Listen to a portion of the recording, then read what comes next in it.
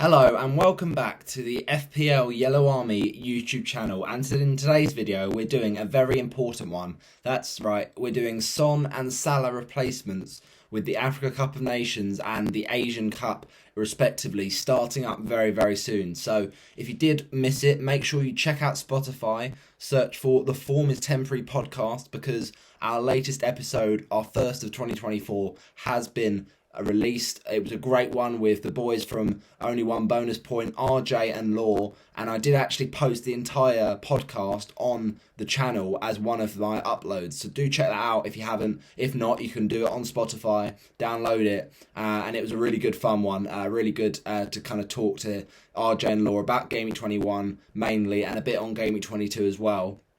And in this video, we're going to kind of cover the big topic of Son and Salah replacements, because of course we're going to want to sell both of them. Now, in that video, we did say that there's a viable strategy where you sell one of Son or Salah and keep the other, just to get a bit more information regarding Erling Haaland and Kevin De Bruyne, etc. But with Erling Haaland not in the squad for Huddersfield in that FA Cup third round clash, and Kevin De Bruyne back off the bench and coming on and getting an assist, it is a bit more black or white, I think, about Erling Haaland. It's looking unlikely that he will feature enough minutes for us to buy him in Game Week 21. So I think you can put off those Haaland transfers for the Newcastle game and probably get him back for Burnley, which the game you'd imagine you'd want him all for and you want to captain him for. So I think we can sleep on Haaland for another week, which is good in a way because Julian Alvarez looked superb against Huddersfield, and as someone who owns Alvarez, I'm happy to just hold him for one more week against Newcastle.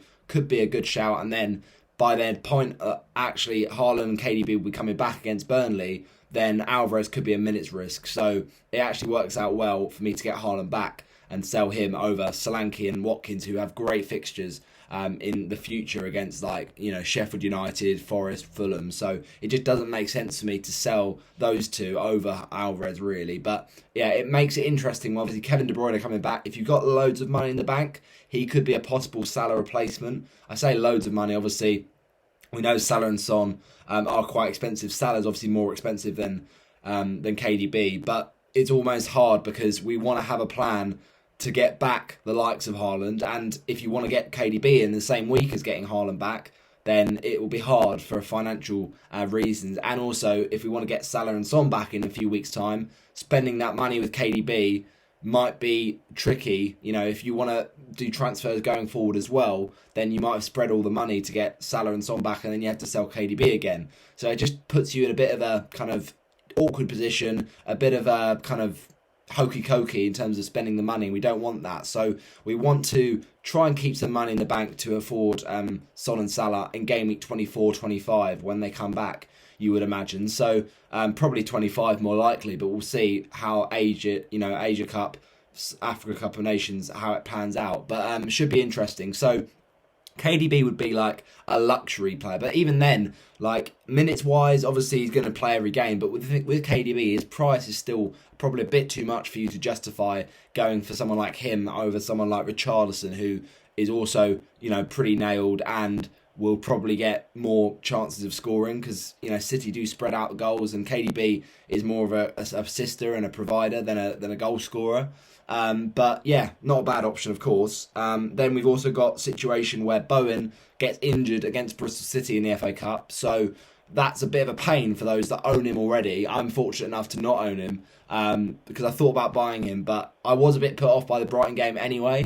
But it's interesting because the fact is their replay against Bristol City is actually after the deadline, so it kind of doesn't give any time for FPL managers to get press conference news from David Moyes ahead of that Sheffield United game. So if we'd have said, oh yeah, that can be before deadline, we'll get an idea if Bowen's in the squad for the Bristol City game, well, that's not actually going to help us because of the fact the deadline will have gone by then. So yeah, not a good situation for Bowen owners, and maybe it's just a knock, maybe he'll be alright and he'll shake it off, but even so, I think without Paqueta, who went off injured as well, I think Bowen struggles a lot. I think he needs Kudus and Paqueta. Obviously Paqueta being back for that Bristol City game was huge, got the assist for Bowen's goal, but I'm just worried about Bowen going forward, to be honest. And then he's got Arsenal soon as well, so I'm a little bit put off by Bowen.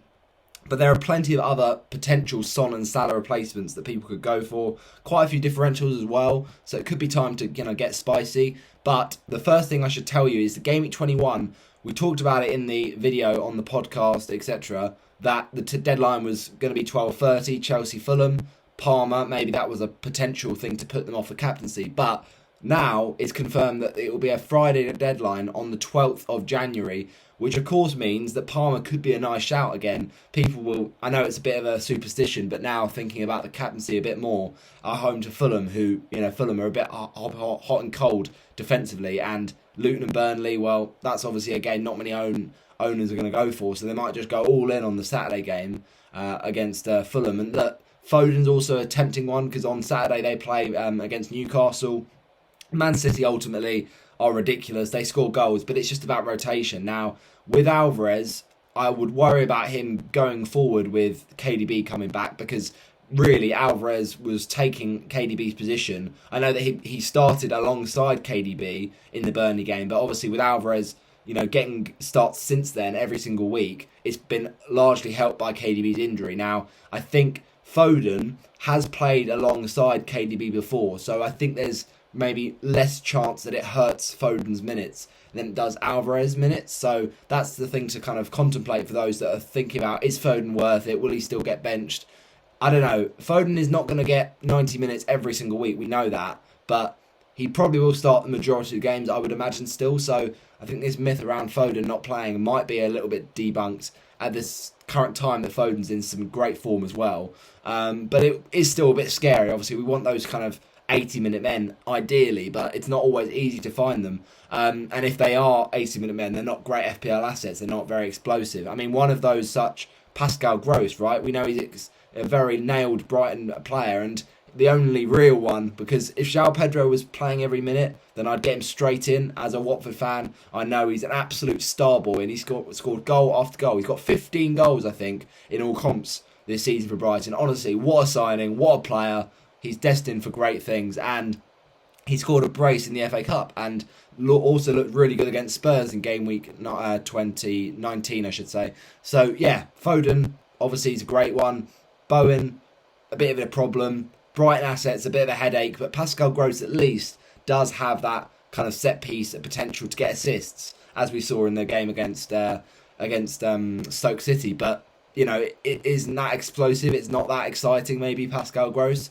If you just want someone that ticks along, but I want that upside. And if I think Foden's going to play, then that could be a bit more of an attractive one. Richarlison's also up there, I think, because he's going to be on penalties, you would imagine, when Son is gone. If Maddison doesn't come back, of course. So Maddison's starting to get closer, but for now, Richarlison could be on them. And of course, he's playing through the middle. I much prefer him to Kulusevski, but possibly Kulusevski's a bit more nailed, because Timo Werner has been rumoured to join Spurs. Now, I don't think that will necessarily take away too many minutes from Richarlison. A lot of Spurs fans think the front three could still be Werner, Richarlison and Kulusevski, and they just play Richarlison through the middle and play a winger, kind of left winger role for Werner. But Werner's transfer has not come through yet. It's not definitely going to happen. But even if it does, I don't think Richarlison's minutes will be hurt too much. But at the same time, they won't be 90 minutes for Richarlison because Werner's come in. So they're not going to, likely to come in. So they're not going to just think, let's not play Werner in the time that Son's out. It just doesn't make sense. But to be honest, as long as Richarlison doesn't get loads of assists taken off because Werner can't finish any of the chances, then, Richarlison still could be a good pick. It's just hopefully he won't give it to Werner too much. But no, in all respect, Werner could do well. He could do better than when he was at Chelsea, but he certainly is a frustrating player to watch sometimes. You've got Werner, Darwin and Jackson all in the same league. It could be a painful one if you own those people. But yeah, I also think some other shouts. Douglas Luiz, I've talked about Pascal Gross. Douglas Luiz is a bit of an interesting one because he's always a bit boring, a bit like Gross, but he's almost the opposite of Gross because Gross is on every set piece outside of penalties because, of course, that's João Pedro. But then with Brighton, obviously they're quite a good side. But Villa, I think, have been even better this season. And Douglas Luiz is on penalties. But outside of penalties, Douglas Luiz doesn't get a lot of attacking returns. So I'm not too keen on that one. I think I prefer the Pascal Gross pick. But then I think Villa are a better attack. And also, the thing with Gross is that he's less likely to score, whereas I feel like Doug Luiz is more likely to score. So it's kind of a weighing up, who do I prefer? It's a tough one, but they're both good options at nice prices, and they just tick along. So I think one of those two is a possibility, because going forward I'm going to need some money to get back Salah and Son in game week 25, 26, that sort of time. I think it's probably 25. But yeah, I think Alvarez probably does go when Haaland is back for 22. And then I look at it and think other alternatives to replace Son. You could look at Saka. I don't own Saka. I've not owned him for a long time, back since game week 6. Just not been that inclined to own him, to be honest, because he's not really hauled this season, and he kept on getting one assist, one goal, one assist. I'm like, for the amount of money you're paying for him, it just doesn't seem worth it. But fair enough, he is one of the better assets for Arsenal alongside Ødegaard. Martinelli this season's been awful, to be honest, so I'm not too keen on him. But Ødegaard, he just doesn't seem to get many attacking returns this season, with Declan Rice obviously there, and they've had to kind of put him a bit deeper, Ødegaard, because of the fact of Havertz playing further forward. So I'm just not too keen on Ødegaard, but I know he's a decent pick. It's just, I'm not sure if he's that explosive. And then you've got someone like Jota, but it's a bit of a minutes risk. Obviously, Spurs, the game, it was an unfortunate red card. I don't think that he will repeat that. But also it's a minutes risk. Now, Liverpool currently playing in the Arsenal game, are just about to start watching in the FA Cup, and Jota not starting might be a good thing for the league games, but do we know that he'll be starting ahead of Harvey Elliott in every league game? Not necessarily. So even with Salah gone, I don't know if Jota will be nailed, and also he just seems to play better when he starts, kind of comes off the bench rather than starting. So it's one of those things with Jota. Will he just be a bit of a troll? I don't know, but not a bad option if he can get some kind of goals and form in. Obviously scored against Burnley a few weeks back, but I'm not sure if he's the one to kind of solve my problems. And then the other one I haven't mentioned so far is, of course, Garnacho, and he is a nice price drop, so saves a bit of money. He is just not that keen for the game week 21, but possibly 22 at home to Wolves. That could be tasty, or away to Wolves, I think it is. But Wolves defensively haven't looked great for a long time, and I think Man United haven't been great form-wise, but he seemed to be doing it on his own, Garnacho. So I don't mind that, but it's a bit of a benching headache, because will I want to bench Garnacho if he's got good fixtures? Like, I'm going to have a benching headache the next few weeks because everyone's got strong squads. But it's like, I don't really want to have this benching headache because I know that I'm going to get another big points haul on my bench. So it's a bit of a decision to weigh up who to go for. But I'm thinking Gross, it's a bit boring, but he could be effective. Jota's a bit risky for my liking. Foden's also a bit too risky for my liking, but I see the kind of potential of him still starting games, and he's such in good form. 2 goals against Huddersfield. And then obviously you've got Bowen there as well. He's now in injury doubt, and without Paqueta as well, if he's out injured, then I'm not too keen on that. So I'm glad I didn't make an early transfer. This is why we don't make early transfers. Do not do it, because players can get injured in FA Cup games. It's not rocket science. Garnacho obviously should be interesting. I don't know whether he's 100% nailed for the future, but I think most Man United fans think he will be. Then Richarlison, he's one of my prime candidates, to be honest, because I know that Werner could take minutes off him, but I still feel Richarlison's in such good form. Why would Postecoglou bench him? And he's playing through the middle, and with Son gone, Richarlison needs to take the mantle and really do well, and I think he will do well, even though it can be frustrating to own in FPL sometimes. And then you've got Doug Luiz, bit of a boring one, bit of a vanilla pick. I'm not sure if he'll do that well, but could be a nice differential. And then Saka and Ødegaard. I'm just not too keen on Arsenal's form recently, but they have got good fixtures coming up. So it's a fixtures versus form debate yet again. Neto, not really fancying him, because without Hwang, I don't think Wolves will score as many goals. And Neto just wastes a lot of chances. As someone who's watching him for Portugal, he just can be a frustrating player to own. And the other one that I think is maybe a shout and a half would be, who was I thinking of? It was the guy from Newcastle, Almiron. I know the fixtures for City are pretty bad, but don't forget Almiron scored in the game against Man City last season, and then after that it's some nice fixtures for Newcastle. So watch out him, but maybe I'm probably not going to go for him. So yeah, it's a tough one, but that is what it is. And I will say that the best kind of front runners for me right now are Richarlison and probably Pascal Gross. I never thought I'd say that, but he looked really good against Stoke, and I know it was Stoke, but still, very assist threat, and he's nailed, at least with someone like Foden and Jota, there's that minutes risk. And I do feel that they're more explosive than a Pascal Gross, but I just want someone that's going to play. You can't get points if you're not playing. Foden probably will play, so I'll probably look like an absolute mug by saying this, but I just always seem to get trolled by Foden whenever I bring him in. I just get scared to bring him back in. Maybe I need to take away that fear and just do it. Just bite the bullet. And if Pep Roulette strikes back, then I'll know that I was justified in my fear. But I think with, Alvarez coming back, with KDB coming back, I just don't know. It's hard to predict Pep. We know that. So he's got all his options available. But we'll have to see. I think ultimately, thoughts for Gameweek 21, there's not a lot I kind of know exactly what I'll be doing. There's still a bit of time. Obviously, the deadline's not till Friday the 12th, but it does mean that I have to, think about it, because Hwang, obviously, he is going to be at AFCON. Asia Cup, I should say. Salah's going to be at AFCON. Son's going to be at Asia Cup.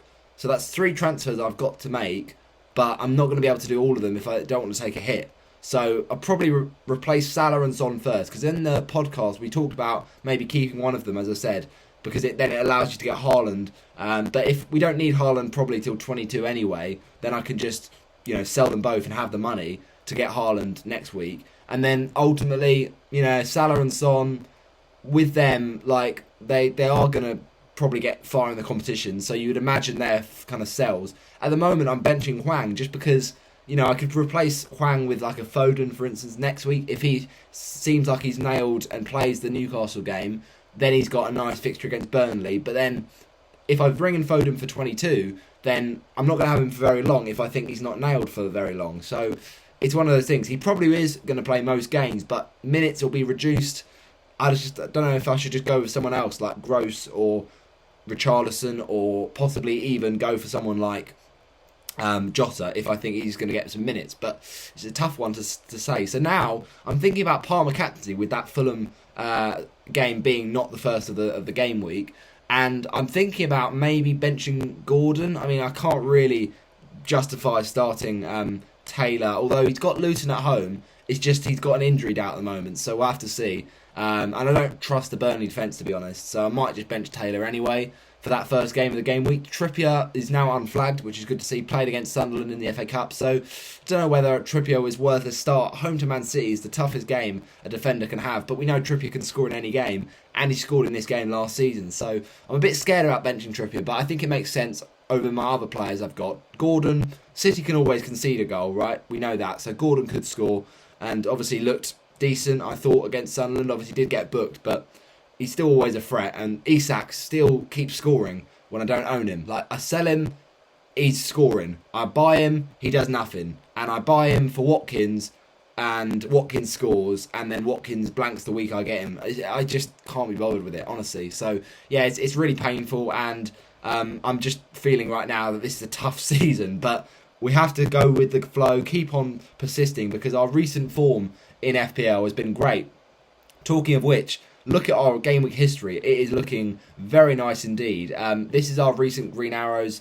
That's 3 in a row now, from 18 to 20. We've gone up to 302k overall. And yeah, nice big fat 96 points in game week 20. It was helped by the Alvarez transfer, which I knew was going to be short term, but I felt that would be a bit more kind of points worth it sort of thing. At home to Sheffield United, I had to get someone in from City. I kind of wish I'd gone for Foden now, because if I think Foden's nailed for a few more games, then I'd have got more points for Foden than going for him. But then I would have had to have sold Gordon, which I wasn't keen on, and I didn't want to sell Hwang. Obviously he had Everton, and I felt he would return, and he did.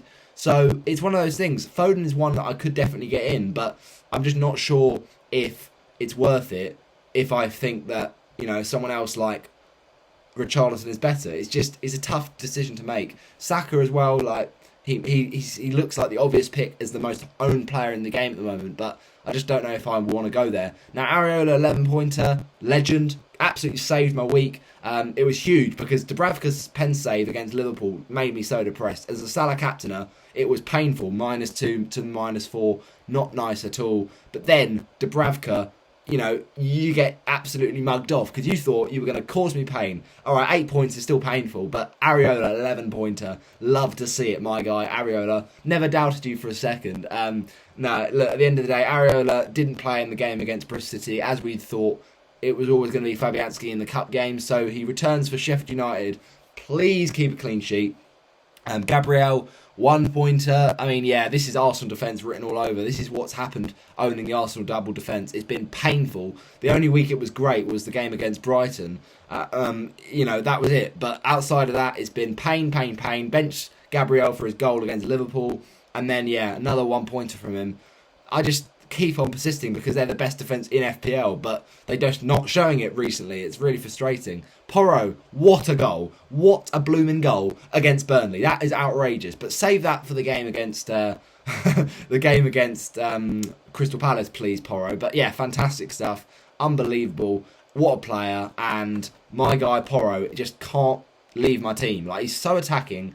You don't own him for the clean sheets. You own him because he genuinely can score a worldie in any game. He is just incredible. And so, yeah, Porro, for me, just a season keeper as much as I can and try and avoid benching him because he's just so attacking. Sorry, I said Crystal Palace. It's Man United. I'm thinking of a future game week, sorry. But, yeah, he plays Crystal Palace in game week 27, which is when I'll probably still have him by. My point is, he is a legend. But Man United, yeah, they'll probably score against Spurs, but I could still see attack and returns there, so I wouldn't bench him. Saliba, then he's got a fixture against Palace. Now, I've said with Gabriel, been frustrating, but Palace have got Elise out injured. He missed at least the game against Everton. We'll have to see if he misses also the game against Arsenal. But Eze, I'm not sure. He maybe is a threat to this clean sheet, but just Saliba, man. Just come on, clutch. Do something for me. Otherwise, at this rate, I'm going to have to sell one of Saliba or Gabriel. Probably Saliba, just because Gabriel has a bit more goal for it. I know Saliba gets more bonus points, but, if I bench Gabriel, it's painful. It's painful because the goal will come. If I bench Saliba, it's less likely he scores. And, yeah, overall points more Saliba. But I think, I don't know, maybe one of them is enough. It's just, I've gone with two and it's been painful. Midfield, though, Palmer, my guy, 18-pointer. Imagine benching him in game week 20. That is embarrassing if you did that, honestly. He's the king this season. He played Luton, of all teams. Don't bench good assets against Luton. That is just madness. Like, maybe a bench of Duncan Luiz against Luton or a Jackson against Luton, but not a Cole Palmer. Palmer's been one of the best midfielders in the game this season. It's absolutely bonkers. Salah, 32-pointer. Love to see that. This is just what he does. He's Mr. Consistent, and yeah, alright, he missed a pen, but he just comes back and scores. And now, having to sell him is going to be painful, but it has to be done. He's too much money to leave in the team, and probably replacement Saka, maybe. Richarlison, possibly. Probably Gross. We'll have to see. But I'm not too keen on keeping him, even though, obviously, it would be nice to have him just there, sat there, until I need him back for 25. He could double in 25, but he also could blank in 26. So I'm not too keen on keeping him just on the basis of that happening.